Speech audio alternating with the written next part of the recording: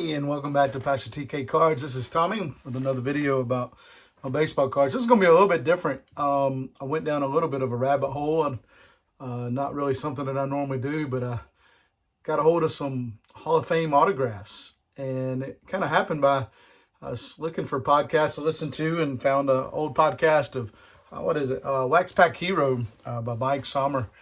And podcast from last January of 25, he was talking about this this product, this promotion that Nabisco did back in 1993, where if you had two proof of purchases from a Nabisco product, like Oreos or Chips Ahoy, and sent that in with $5, you would get a Hall of Fame on-card autograph. And I was reading on that, and he mentioned an article on Sports Collectors Daily. That article is from May of 24.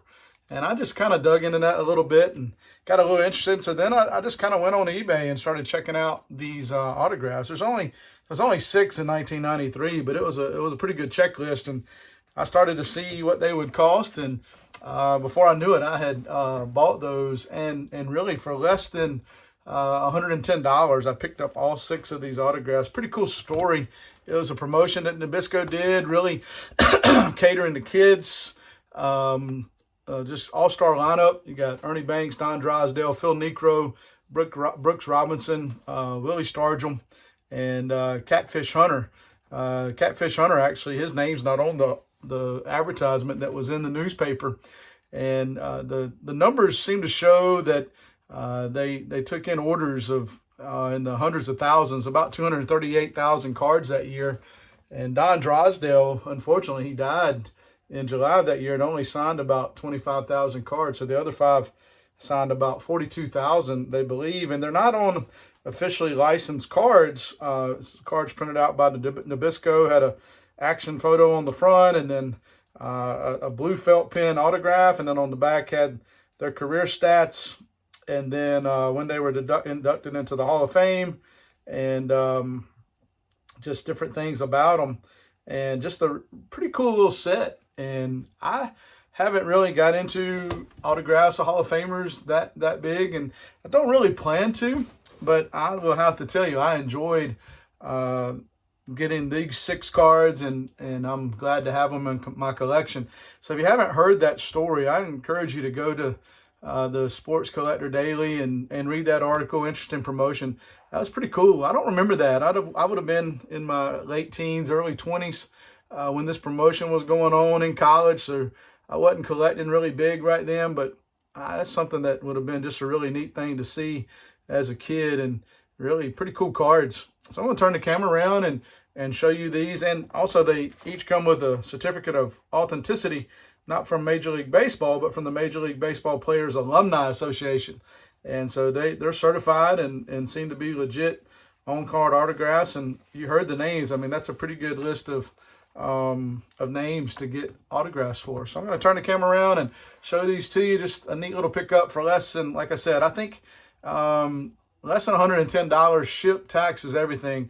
I had all 6 of these autographs. So give me just a second. Let you check them out. Like I said, each of them come with this certificate of authenticity, limited edition autograph trading card with the name Major League Baseball Players Alumni Association. Certifies that this limited edition traded card contains the authentic original signature of Jim Catfish Hunter, and then so forth. Phil Necro, Willie Stargell, Brooks Robinson, Don Drysdale. Like I said, that one became one of the more popular ones because he wasn't able to sign as many, and folks requested his cards, but and they gave them all out. They didn't hold any back. They gave them all out until they ran out, and then they would send the replacement. You'd send in $5 and 2 proof of purchases, or if you send in $30 and 12 proof of purchases, you could get how many ever cards you wanted, up to 16 per order. But you could order more than one time, so that's pretty cool. You could have got the whole checklist several times. And then Ernie Banks is the coolest one to me. So here's the cards. I'll show them to you. Catfish Hunter. Nice on-card autograph. That's a cool card. I like it. And then it's got a childhood picture. You can tell they were going after kids with Nabisco snacks, and but it's got his career stats, key events. Catfish Hunters actually grew up about 45 miles from where I lived in North Carolina, from Hertford, North Carolina. Just he's still pretty famous there, pretty well beloved. Great pitcher, catfish hunter. That's a good one. Phil Necro, the knuckle baller. My buddy Phil Necro, fan 35. There you go, buddy. Phil Necro, nice autograph. See that one? Pop Stargell, Willie Stargell. Great autograph. Really nice autograph there. His favorite snack was Oreo. What was Phil Necro's favorite snack was Chips Ahoy. Pretty cool backs. That would have been, just as a kid in the 90s, that would have been a really cool promotion if you were into baseball cards. Somebody needs to talk Nabisco or somebody into doing something similar to that. Now, Brooks Robinson.